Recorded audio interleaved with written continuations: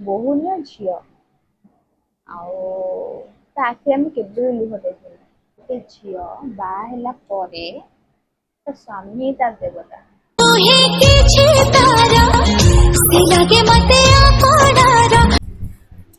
Hello high friends, ମୁଁ ସ୍ୱାଣିକା ଆପଣମାନଙ୍କୁ welcome କରୁଛି ମାଇ ୟୁଟ୍ୟୁବ୍ ଚ୍ୟାନେଲ୍ ମାଉଲି।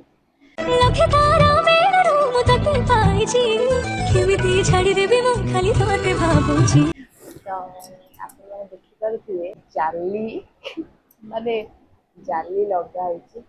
ଦେଖିପାରୁଥିବେ ମାନେ ଏମିତି ଗରମ ହେଲା ମାନେ ଜାଲି ଲଗେଇକି ବାଧ୍ୟ, କାହିଁକିନା ମତେ ବହୁତ ଡର ଲାଗେ। ଆଉ ଇଏ କଣ କଲେ ନା ଗରମକୁ ଜମା ବି ସହିପାରିଲେନି, ଖାଲି କବାଟ ଖୋଲିଦେଲେ ଝରକା। ମୁଁ କହିଲି ଯଦି ଝରକା ଖୋଲିବାର ଅଛି ତ ଜାଲି ନିହାତି ଲଗେଇବାର ଅଛି, ଲଗାଅ। ତ ଏମିତି ବି ଥିଲା, ଜାଲି ଲଗେଇଥିଲି। ତାପରେ ଦେହଟା ବହୁତ ୱିକ୍ ଲାଗୁଛି, ଆପଣମାନେ ଜାଣିଛନ୍ତି। ଆଉ ଭଲ ଲାଗୁନି। ତ ଭିଡ଼ିଓ କଣ ଆଣିବି ଜାଣିପାରିଲିନି। ତ ଗୋଟେ ଭିଡ଼ିଓ ଏବେ ଟ୍ରେଣ୍ଡିଂ ଚାଲିଛି। ଟ୍ରେଣ୍ଡିଂ ନୁହଁ, ଏଇଟା ସବୁ ଝିଅଙ୍କ ଲାଇଫରେ ହୁଏ। ବାସ୍ 80% ଝିଅଙ୍କ ଲାଇଫରେ ହୁଏ। ଆଉ ବିଶେଷ କରି ଲଭ୍ ମ୍ୟାରେଜ ଆଉ ଆରେଞ୍ଜ ମ୍ୟାରେଜ ବି ହୁଏ। କ୍ରିଷ୍ଣା, ମୁଁ ତାଙ୍କ ଭିତରେ କିଛି କହିବାକୁ ଚାହୁଁନି, କାହିଁକି ନା ତାଙ୍କ ମ୍ୟାଟର ସେଟା ମୁଁ କହିବାକୁ ଚାହୁଁନି। ବଟ୍ ଗୋଟେ ଝିଅ ବାହା ହେଇକି ଗଲା ପରେ ତା ଶାଶୁ ଘରେ ସମସ୍ତଙ୍କୁ ଅପମାନ କରିଥାଏ, ସମସ୍ତଙ୍କୁ। କାହିଁକିନା ସେ କେବେ ଭାବି ଯାଇନଥାଏ ମୁଁ ମୋ ଶାଶୁ ଘରକୁ ଗଲା ପରେ ମୁଁ ଏମାନଙ୍କ ସହିତ ଏଇଆ କରିବି, ସେମାନଙ୍କ ସହିତ ସେୟା କରିବି, ସେମାନଙ୍କ ସହିତ ସେୟା, କେବେ ବି ଭାବି ଯାଇନଥାଏ। କାହିଁକି ନା ସେ ଗୋଟେ ନୂଆ ଫ୍ୟାମିଲି ଖୋଜେ, ଯାହା ଖୋଜିକି ତାଙ୍କ ଘରକୁ ଯାଇଥାଏ। ତ ଗଲା ପରେ ବାପା ମାଙ୍କୁ ଛାଡିକି ଯାଇଥାଏ। ବାପା ମାଙ୍କୁ ଛାଡି ଯାଇଥାଏ, ସେଠି ତାଙ୍କ ସହିତ ସାରା ଜୀବନ ଚଳିବ ବୋଲି ଯାହା ଭାବିକି ଯାଇଥାଏ। କାହିଁକି ନା ବାହାଘର ପରେ ଶାଶୁଘର ହିଁ ଜୀବନ ମାନେ ଶେଷ ଯାଙ୍ଗେ। କଥାରେ ଅଛି ବାପ ଘରେ ଜନ୍ମ ହେଇ ଶାଶୁ ଘରେ ମାନେ ଜୁଇ ଜଳେ। ଯୋଉଟା କି ସବୁ ଝିଅ ଚାହାନ୍ତି। ଆଉ ଯେ ମୁଁ ପଛେ ମୋ ଶାଶୁ ଘରେ ଯାଇକି କାହା ଘରେ ମୁଲ ଲାଗେ, କିନ୍ତୁ ବାପ ଘରେ କିଛି ବି ଇଏ ହବାକୁ ଚାହାନ୍ତି। କୌଣସି ଝିଅ ଚାହାନ୍ତିନି କି ଶାଶୁଘରେ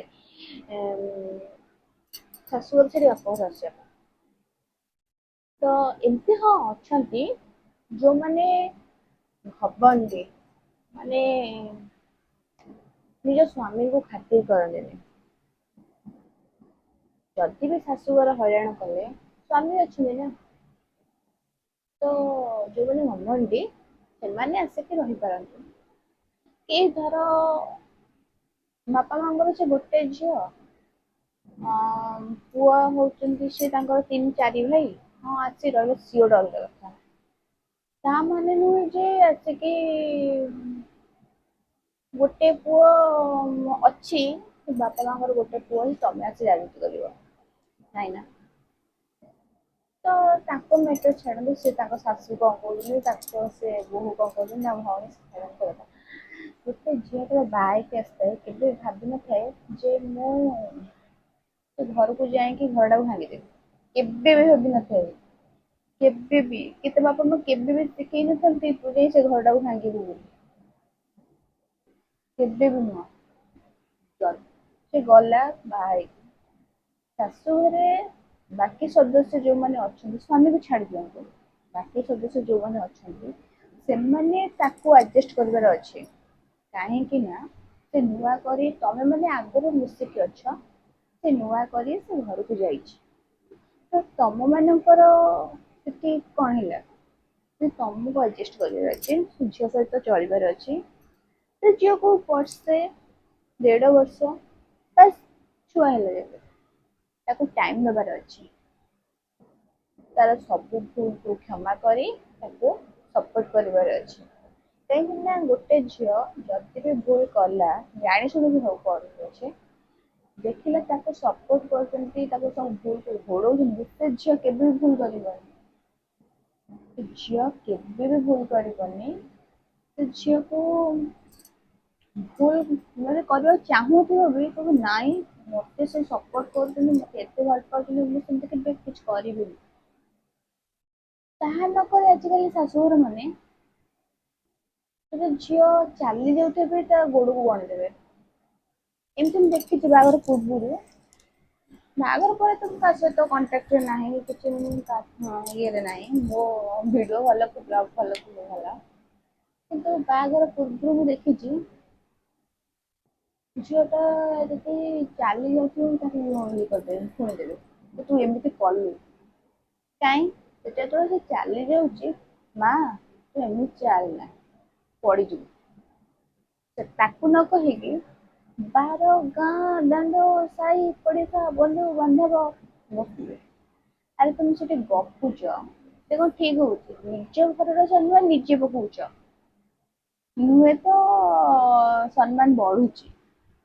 ମାନୁଛୁ ସେ ବୋହୂର ସମ୍ମାନ ଆପଣ ତଳେ ପକଉଛନ୍ତି, କିନ୍ତୁ ଏଇଟା ଭୁଲି ଯାଉଛନ୍ତି ଯେ ବୋହୂ ହଉଛି ତମ ଘରର ସମ୍ମାନ।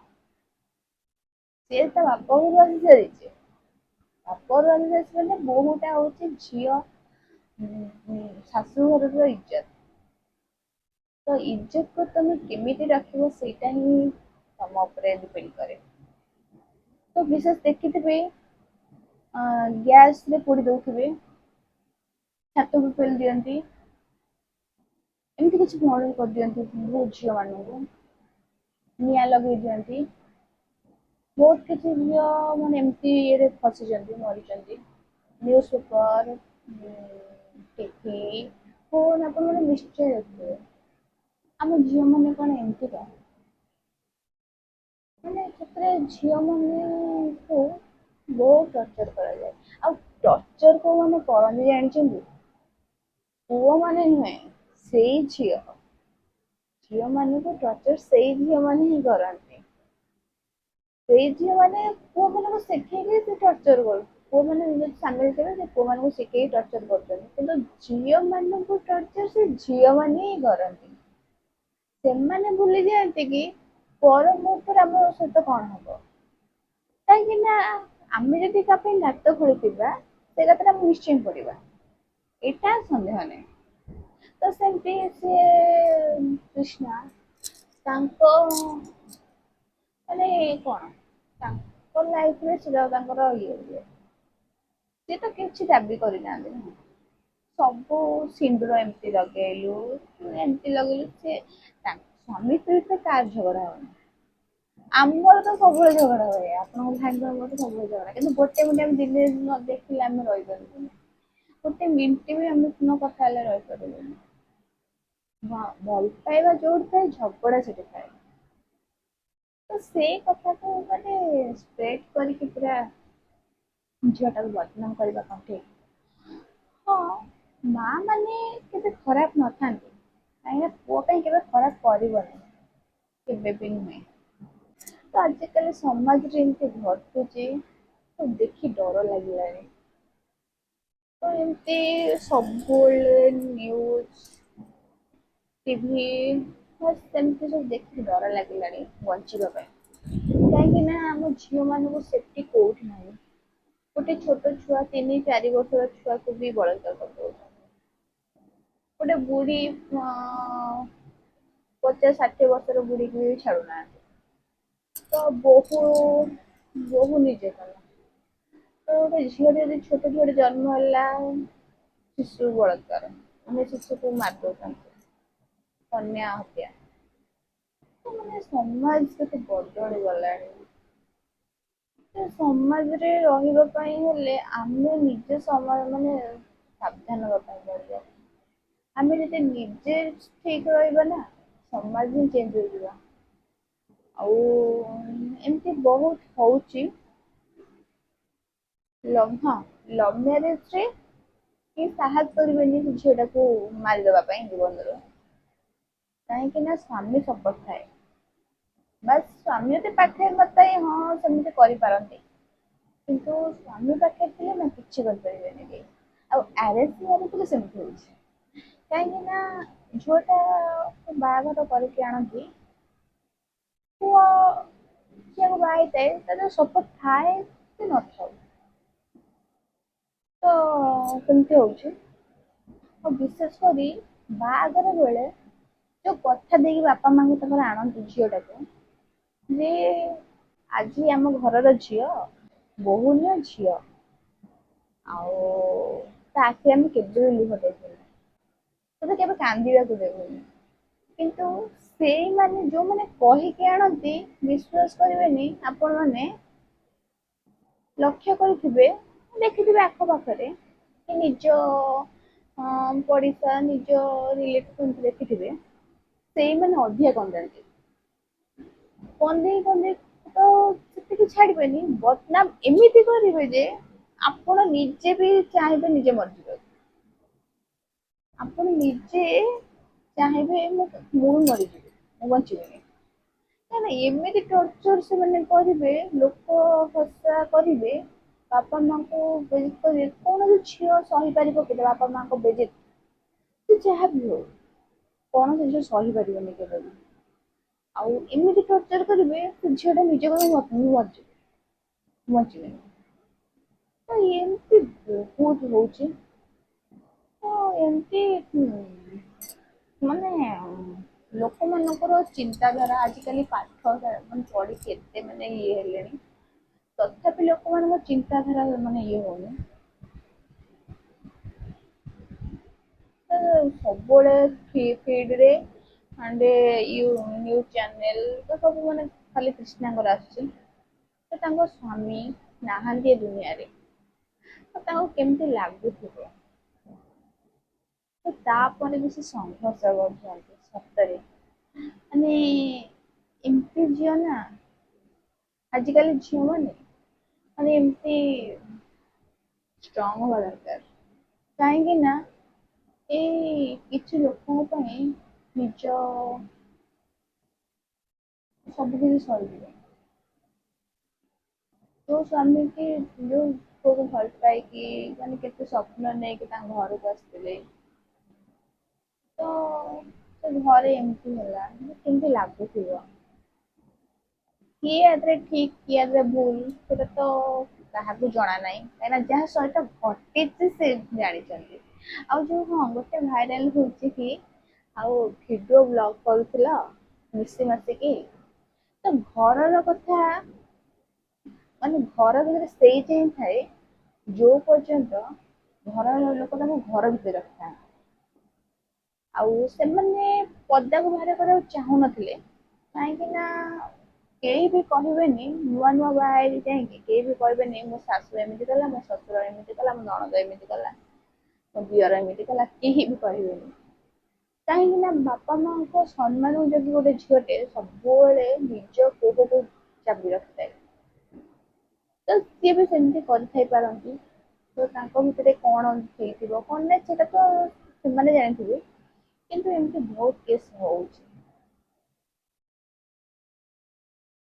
ମୁଁ ବାହାଘର ପୂର୍ବରୁ ଦେଖିଛି, ଏମିତି ବହୁତ କେସ୍ ଦେଖିଛି। ତ ଝିଅ ମାନଙ୍କୁ ଦୋଷ ଦିଆଯାଏ, କେବେ ବି ଶାଶୁଘର ଦୋଷ ଦିଆଯାଏନି। ସବୁବେଳେ ଝିଅ ମାନଙ୍କୁ ଦୋଷ ଦିଆଯାଏ, କାହିଁକି ନା ଝିଅ ଟା ପର ଘରୁ ଯାଇଛି। କେବେ ବି ଶାଶୁଘର ଦୋଷ ଦିଅନ୍ତିନି, କିନ୍ତୁ ଶାଶୁଘର ଶହେ ଗୁଣା ଭୁଲ ଥାଉ, ଝିଅଟା ଟୋଟାଲ ଭୁଲ ନଥାଉ, କିନ୍ତୁ ସବୁ ଦୋଷ ଝିଅରେ ହିଁ ଦିଆଯାଏ। କାହିଁକି ନା ସେ ପର ଘରୁ ଯାଇଛି, ଆଉ ଲୋକ ସବୁବେଳେ ତା ଝିଅ ଟା କୁ ହିଁ ଦୋଷ ଦେବେ। ଆଉ ସବୁ କ୍ଷେତ୍ରରେ ଯାହା ବି ହଉ, ଯଦି ଗୋଟେ ଝିଅଟେ ଭୁଲ ଯଦି ଗୋଟେ ଆଉ କିଏ ଭୁଲ କଲା ସେ ଝିଅ ଦୋଷ, ଯଦି ତାଙ୍କ ଛୁଆ ଭୁଲ କଲା ମା ଦୋଷ, ଯଦି କିଛି ବି ହେଲା ସେଇ ଝିଅ, ଖାଲି ଝିଅ ମାନଙ୍କ ଦୋଷ ହିଁ ହେଇଥାଏ। ଆଉ ସେ ସବୁ କ୍ଷେତ୍ରରେ ବାପା ମା ବି କଷ୍ଟ ପାଆନ୍ତି।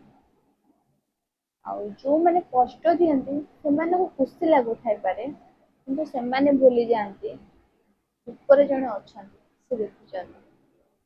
କେହି ଏ ସତ ମିଛ ଦେଖିପାରିବେନି, ଯିଏ ଉପର ବାଲା ଅଛି ଧର୍ମ ନୀତିରେ ଧରିଛି ସିଏ ଦେଖୁଛି। ତୁମ ସହିତ ସିଏ କରିବ ସବୁ କିଛି। ଆଉ ଏ ରାଗ ରୁଷା ଅଭିମାନ ଏଇଟା ସବୁ କଣ? ଆଜି ଜୀବନ କାଲିକି ନାହିଁ, ରାହୁଲ ମହାରାଣା ସେ ଯୋଉ ସେ ଭାବିଥିଲେ ମୁଁ ବାହାଘର 3 ମାସ ଯାଏ ରହିବି ତାପରେ ଚାଲିଯିବି। ନାଇଁ ନା, ସେ କଣ ନେଇଗଲେ? କିଛି ବି ନେଲେନି।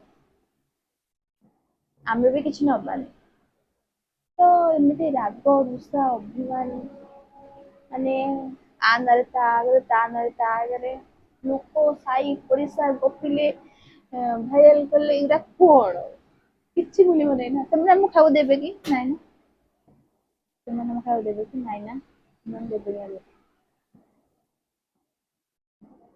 କେହି ଆମକୁ ଖାଇବାକୁ ଦେବେନି। ଆମେ ଯଦି ଆମ ଭିତରିଆ କଥା ଯଦି ଆମେ ଆଉ କାହା ଆଗରେ ଗପୁଛେ ନା, ସେମାନେ ଶୁଣିକି ଚାରିଆଡେ ଗପିବେ। ନୁହେଁ ତ ଆମକୁ ସେମାନେ ପୋଷିବେ। ଆମକୁ ସେମାନେ କିଛି ବି ହେଲ୍ପ କରିବେନି। ବାସ୍ ଖାଲି ଆମ ଇଜ୍ଜତ ସମ୍ମାନ, ଆମ ଘରର ଇଜ୍ଜତ ସମ୍ମାନ ଯିବ। ତା ନୁହେଁ ତ କିଛି ନୁହଁ। ଆଉ ପଇସା, ଟଙ୍କା ପଇସା ଏଗୁରାକ କିଛି ନୁହେଁ। ଆମେ ସାଙ୍ଗରେ କିଛି ନବାନି। ବାସ୍ ଭଲ ପାଇବା ଥିଲେ ନା ସବୁ କିଛି ଅଛି। ଆଉ ଗୋଟେ ଇଣ୍ଟରେଷ୍ଟିଂ କଥା, ମୁଁ ମୋ କଥା କହୁଛି।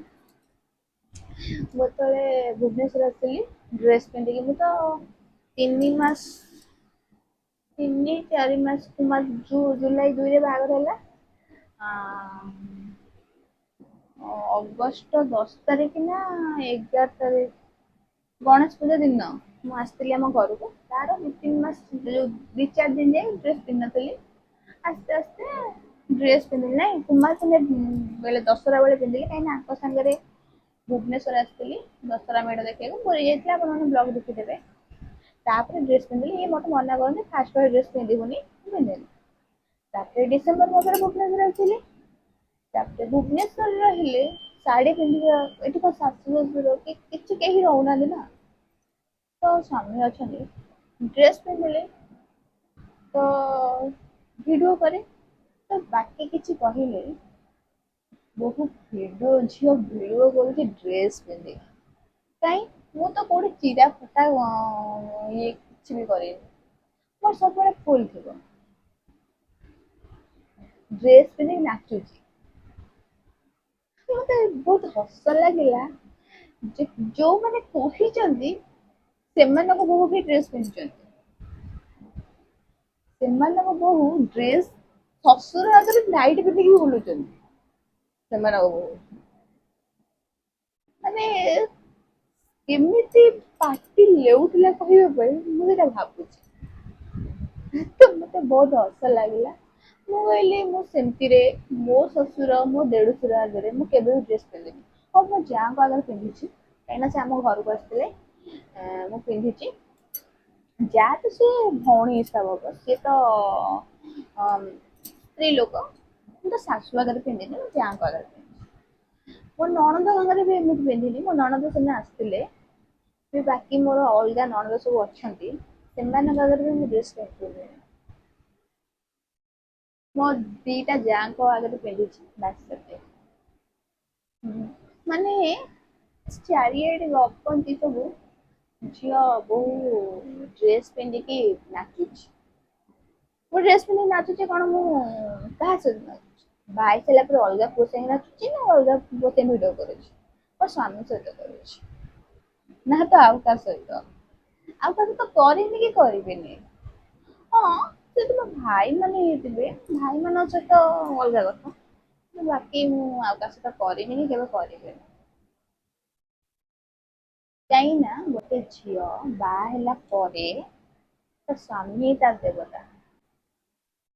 କାହିଁକି ନା ଯେତେବେଳେ ବାହା ହେଇଥାଏ, 10 ଘେରା ବୁଲେ, ତ ଅଗ୍ନିକୁ ସାକ୍ଷୀ ରଖି 7ଟି ବଚନ ଦିଏ, ସେତେବେଳେ ସେ ବଚନରେ ବି ଅଛି ସ୍ୱାମୀ ଛଡା ପର ପୁରୁଷକୁ ଅନାନ୍ତି ନାହିଁ। ତ ଯେତେବେଳେ ଗୋଟେ ଝିଅଟେ ବାପ ଘର ଗୋତ୍ରରେ ଥାଏ ଅଲଗା କଥା, ଶାଶୁଘର ଗୋତ୍ରରେ ଆସିଲା ନା, ସିଏ ସେ ଗୋତ୍ର ତା ଶାଶୁଘରର ସ୍ୱାମୀ ସହିତ ହିଁ ଜଡିତ ହୁଏ। ତ ମୋର ସେ ପାପ କରିବାର ନାହିଁ। ପରପୁରୁଷ ସହିତ ଭିଡିଓ କରିବାର ନାହିଁ। ପରପୁରୁଷ କଣ, ସେ ସାଙ୍ଗ ହଉ ପଛେ ମୋର। ମାନେ ବ୍ଲକ୍ ତ ସମସ୍ତେ ଆସୁଛନ୍ତି, ସେଟା ଅଲଗା କଥା। ରିଲ୍ସ କଥା କହୁଛି। ତ ସେ ମୋ ଭାଇ ମାନଙ୍କୁ ଛାଡି ଦିଅନ୍ତୁ, ମୋ ଭାଇ ମାନଙ୍କୁ ଛାଡି ଅଲଗା କଥା କହୁଛି, ମୋ ସାଙ୍ଗମାନେ ଏମିତି। ତ ଯୋଉମାନେ ଏମିତି ଧର ଚିନ୍ତାଧାରା ରଖୁଛନ୍ତି ନା ସେଟା ଭୁଲି ଯାଆନ୍ତି। ତ ଏତିକି, ଝିଅଟାକୁ ନ୍ୟାୟ ମିଳୁ, ତ ତାଙ୍କ ଘରେ ସବୁ ଠିକ ଠାକ ହେଇଯାଉ। ସିଏ ବି ତାଙ୍କ ଶାଶୁ ଘରକୁ ଯଦି ଠାକୁର ଚାହାନ୍ତି ତାଙ୍କ ଶାଶୁ ଘରକୁ ସେ କହୁଛନ୍ତି ଯିବା ପାଇଁ, ସେ ଠାକୁର ଚାହାନ୍ତି ତାଙ୍କ ଶାଶୁଘର ଯାଇକି ତାଙ୍କ ଶାଶୁ ଶଶୁରଙ୍କ ପ୍ୟାର ନିଅନ୍ତୁ, ସବୁ ଠିକ ଠାକ ହେଇଯାଉ, ଭଲରେ ରୁହନ୍ତୁ। ଆଉ ବାକି ଆମ ଦୁନିଆରେ ଝିଅ ମାନଙ୍କୁ ଯୋଉ ଟର୍ଚର ହଉଛି, ତ ସେତିକି ଠାକୁରଙ୍କୁ ଡାକୁଛି ସେମିତି ଟର୍ଚର କାହାକୁ ନ ଦିଅନ୍ତୁ। କାହିଁକିନା ଗୋଟେ ଝିଅ ବହୁତ କଷ୍ଟ କରିଥାଏ। ଗୋଟେ ଛୁଆ ଜନ୍ମ କରିବା କେତେ କଷ୍ଟ, ତାକୁ ପାଳି ପୋଷି ବଡ କରିବା କେତେ କଷ୍ଟ, କେତେ ନିନ୍ଦା ଅପମାନ ସହିକି ଗୋଟେ ଝିଅ ଇଏ କରିଥାଏ।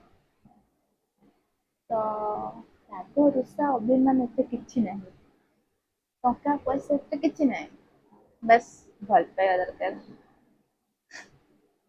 ତ ମୁଁ ସେତିକି ଭାଗ୍ୟବାନ ମୋ ସ୍ୱାମୀ ମତେ ବହୁତ ଭଲ ପାଏ।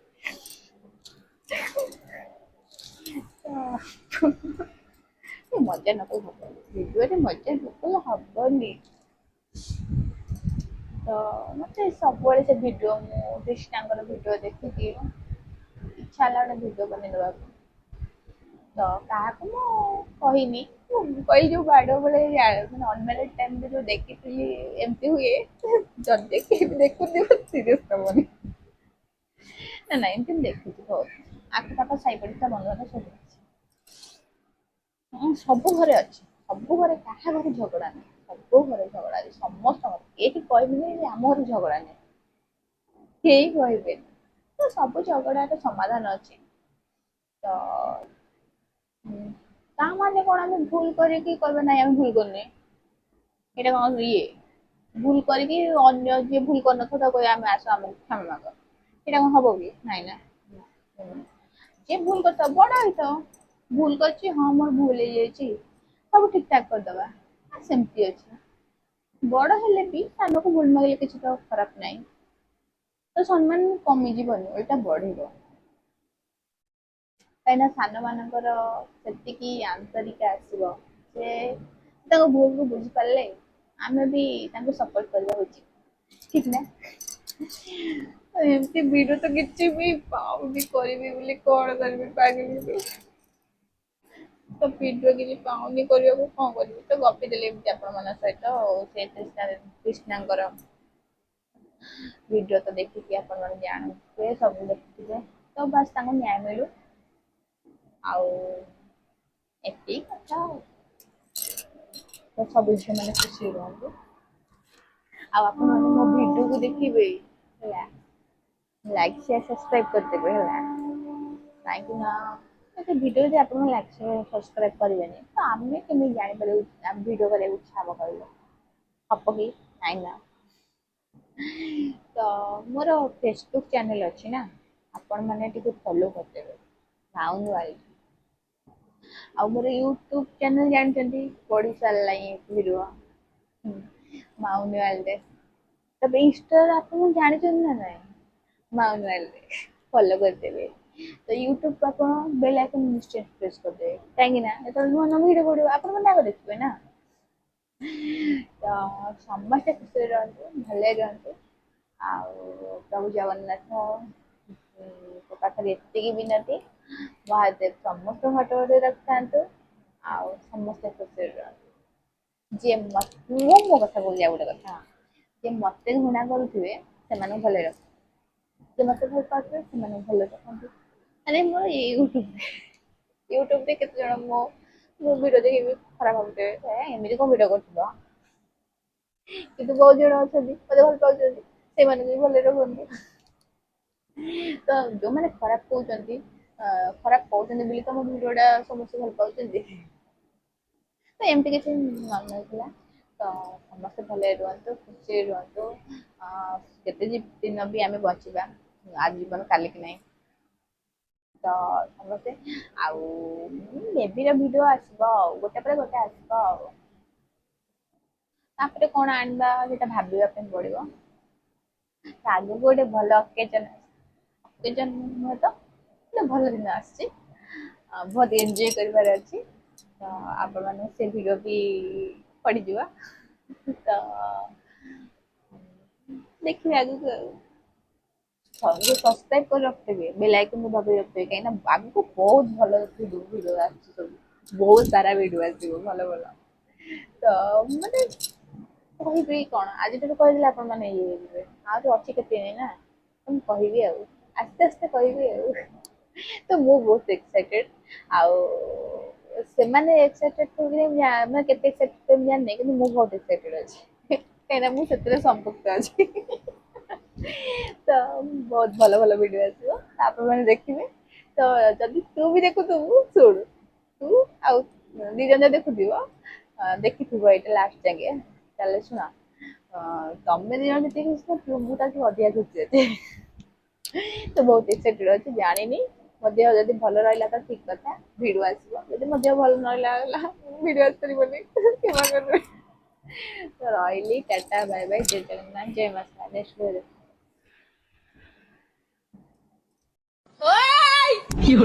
লাইক কর কমেন্ট কর ভিডিওটা ভাইরাল কর